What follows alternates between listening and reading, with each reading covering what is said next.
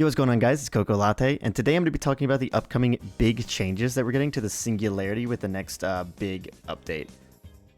Singularity hasn't had a massive change like this since he's been added to the game, and so this is something that I've been super excited for, and I know a lot of you have been super excited for. I saw it in the comments, so I decided to go ahead and make this video for you guys. The first thing they did is they're making so taking control of a biopod will now cause it to aim at the nearest survivor within line of sight.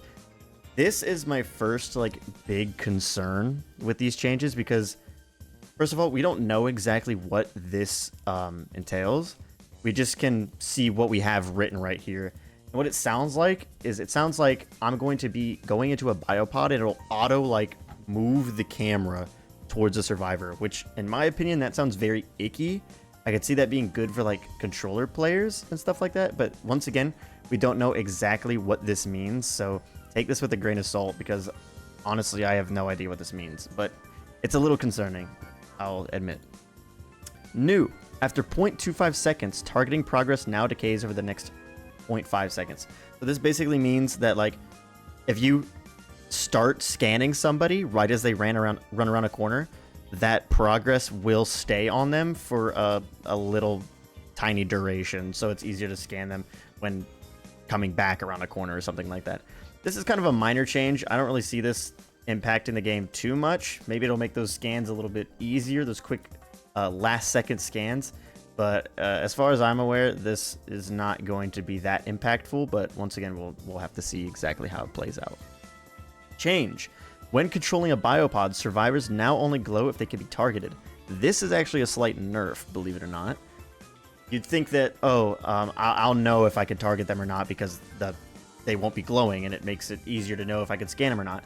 But what this actually kind of does is it makes it so if you're just quickly going into a cam, and say there's a guy behind a tree or something and you can't scan him, but he is close to the camera, they won't be glowing anymore. So they're taking away information from you. So normally you'd be able to see their little white glowing aura, and it'd be very easy to spot them. But now it's going to be a lot harder because technically you're not able to scan them, so they will not be highlighted in a white aura, which is a little bit of a nerf, but I can see why they're doing it.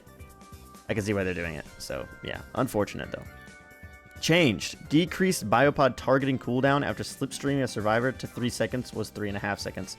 So what this means is whenever you're in a camera and you put a goop on somebody, you know that little cooldown before you can actually start scanning them, they're making it so it's decreased. So it's not going to take as long to start that next target, which is a good buff. It's a small buff, but it's decent. It's decent.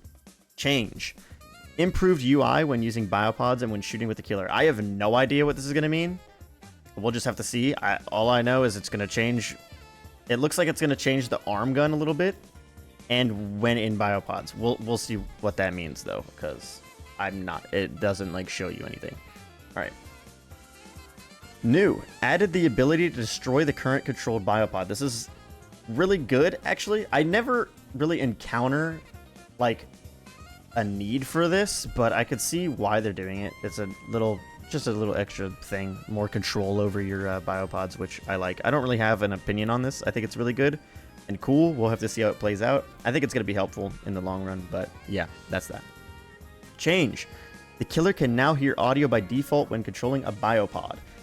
This is a good change. I don't know why this was not a thing to begin with. Good news is they were going to be reworking ultrasonic sensor because of this, so that essentially means we get an entirely new add-on, so I'm hyped for that. New add-on, new content, all kinds of stuff. So yeah, good change, good change. There's really nothing I should say about that. New, the killer now receives killer instinct when the survivor is slipstreamed. This is kind of massive. Have you ever encountered players, say you injure a player, right? And then you goop him and you're like, okay, you know what? He can go off and do whatever he wants. And then you see on the UI, the little HUD, you see that another person gets gooped. That is your indicator that they are resetting. So now, with this killer instinct, that means you're going to be able to know where they are resetting. This is extremely good. Honestly, I think this should be an add-on. I think base kit, this might be a little bit too strong. But you know what? Hey, we'll take the Singularity buff. I'm just hoping that this doesn't become too big of a problem and they end up like giga nerfing the thing. So I don't know, we'll see. But this is a really, really, really strong change. All right, change. The last controlled biopod has its aura revealed in yellow for 10 seconds. Was 5 seconds. This one's kind of minor. I mean, it's more for, I feel like, the less advanced Singularity players. There's not really an instance where I need to know what pod I was in last. But I guess this is good. I mean, makes it longer. New. The Singularity gains 3% haste while in overclock mode. We did it, lads. We did it. We got our base kit Soma family photo. It's not quite Soma family photo, but we do have a base kit haste in overclock mode, which is exactly what we've been wanting for so long. This just makes me wonder what they're going to do to Soma family photo. They're probably going to like trash Soma family photo. I don't even know what they're going to do to it. If it's a 2% haste, if they change Soma family photo to a 5% haste to a 2% haste, I don't think it's going to be worth running. I think you just run with the 3% haste that they give you right here in the base overclock. But this is a massive change. This opens up so many more possibilities for add-on combos and stuff. I know a lot of you guys love using Soma Family Photo. I love using Soma Family Photo. This is just going to make it so we have so many more options with our kit and builds and stuff like that. So I'm incredibly thankful for this. That means we can actually run Rapid Brutality without Soma Family Photo and still get essentially the same effect, which is insane. It's awesome, actually. All right, removed. Overclock's duration no longer scales with the number of slipstream survivors. This, I could see some people not liking this change, but for me personally, I'm totally fine with it.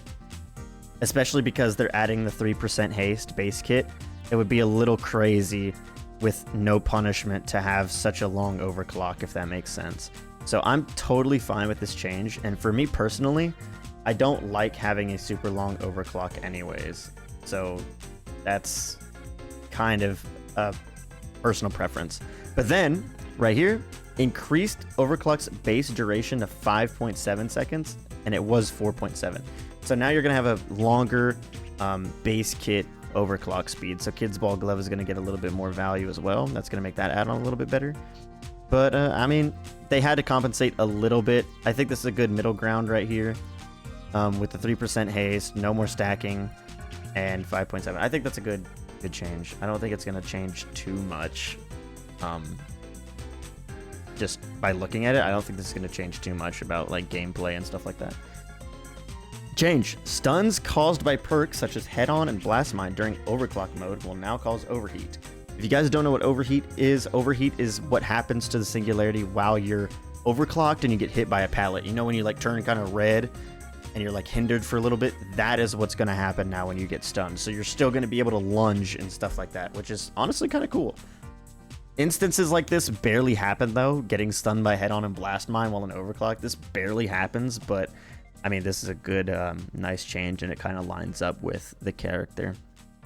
All right, another big concern is these two things right here. New. Added an aim assist effect to shooting a slipstream survivor. I have a feeling I know what this means. So let me point it out for you guys. So say you're aiming at a wall, right? The edge of a wall. And then you start walking to the right. I think like your crosshair is going to stay on the wall for like, it's going to be more lenient, if that makes sense. Like it's not going to follow your arm gun perfectly. It's going to like kind of hover a little bit on the last spot you were. I think that's what it's going to do for Survivor and the aim assist when creating biopods. I think that's what that means, which is kind of scary because then you might end up in a situation where you're at a small loop or something like that, kind of where you could see their head over the loop, and normally you'd be able to teleport to them kind of easily. You're going to need to aim a little bit like above the loop, but now I'm worried that if you're trying to aim at the Survivor and it hits the wall, like the crosshair lines up with like the wall at the loop, I'm worried that it's going to be too sticky and you're not going to be able to take it off to like actually aim at the Survivor. But that's just like my initial thought. I'm not sure if that's actually going to happen, but that's my main concern. These two things and the thing way up here, the line of sight thing, these are my two biggest concerns with this change. I'm very nervous to see, but we'll see on the PTB. I don't know when it comes out, but we'll see. All right, next, this has to do with like EMPs and stuff like that. Sorry. New. Passive EMP printing at supply cases is now limited to 97%. The remaining progress must be done manually by a survivor. So this just means that you're not going to be able to drive by, go pick up an EMP anymore, which honestly, this is a W change. It will promote you to... Honestly, is this a W change? Oh yeah, it's a W change. Because now EMPs aren't just going to be for free ready. You're actually going to have to touch the box a little bit, because right now you don't even have to go and touch the box and you'll be running around. Oh, hey, look, EMP. Let me pick that up real quick. Oop, go EMP and move on with my life. But now you're actually going to have to stop for a second and actually interact with the box a little bit. So this is a W change. 97% isn't that big either, so it's not like that big. You're not going to stay there forever opening the crate. But this will make it so they're not as like readily available. New. Supply cases that have reached the passive printing limit now have their auras revealed in yellow. I don't know if this means for the killer or for the survivor. If it means for the killer, then this is a massive, massive, massive, massive change. Because now you're going to know, now you're not going to need to memorize the crate spawns, if that's the case. If this is shown to the killer, now you'll know where the crates are, and you could go put a cam over there or something like that to monitor it. But if this is for survivor, then this is a buff to EMPs for survivor, I believe. I don't know. This is just something I'm not sure if the killer sees it or if the survivor sees it. I'm pretty sure the killer sees it, but we'll see. If that's the case, then this is a W change, and I'm really happy with it. New. Disabled biopods will pulse shortly after they are reactivated. This is a cool change. Just another like kind of quality of life thing for the survivor side of things. They don't know when the EMPs are coming back. They just know, like, it makes that like it makes that fart sound. You know what I mean? It'll make that sound when it comes back, but there's no warning before that. You know what I mean? So this is a cool change. Change. Decrease the aura reading range of supply cases to 28 meters was 32 meters. This is what heavy water did. So honestly, I guess it's a good change. It's not that dramatic, but good change. Maybe heavy water will get changed as well, so W add-on change maybe. But yeah, this is super minor and doesn't really matter all too much. Change. Increased range of EMPs to 10 meters was 8 meters. So this is a buff to EMPs. They can EMP stuff from further away. It's only 2 meters, but I mean that's a good amount. So it's, I don't know, good change, I guess. I don't know, decent change. We'll have to see how it plays out. It sounds kind of like nothing, but I don't know. We'll have to see. We don't, obviously, all of this stuff, we don't know how it's going to work until we play, but I don't know. I can't really have an opinion on this one. It's probably not going to feel that major. So yeah. Change. Decreased immunity to slipstream after using an EMP to 0.35 seconds was 2 seconds. So this is making it so, like, if a survivor EMPs something or EMPs themselves, you're going to have to wait a little bit longer to actually scan them, which is a little unfortunate, but I mean, with all the other buffs, the 3% haste, I'm fine with this. I don't really care. So yeah, I mean, unfortunate. Slight buffs to EMPs, slight nerf to the crates, actually. Slight nerfs to the crates and slight buffs to the EMPs, which is interesting. But yeah.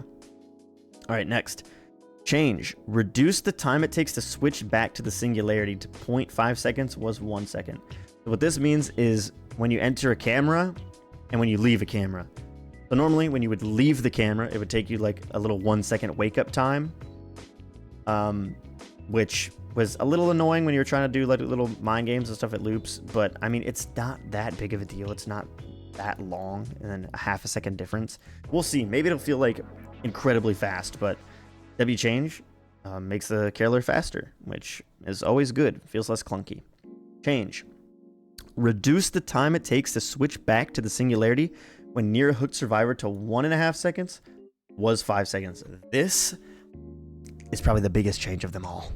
Not the biggest, second biggest. But this change, I have needed this for so long. The amount of times you hook a survivor and want to check a cam real quick, just look at it for half a second, but you have to walk so far away from the hook to do it, or you get punished for 5 seconds for taking half a second out of your time.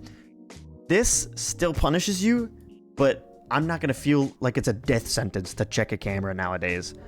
Or I feel like I'm not going to like die. I'm not going to break my leg and fall over when I check a cam for half a second. So this is a W change. If you guys don't know what this means, right now, Singularity, if you're near a hook and you open your pods and leave your pod, you get hindered for 5 seconds. You are so slow. You can't swing either. You're just like stunned. Like you can move barely, but you're stunned for 5 seconds. You can't swing, can't do anything, can't use your power, can't do anything. So they're making it so that's only 1.5 seconds, which is honestly a big change. It's gonna feel so nice because the anti-camp thing they added, where if you stand too close to the hook, they get to unhook themselves. That's already in place, so there's no need for this to be this dramatic. So yeah, that's it. And then the last thing we have is updated various add-ons.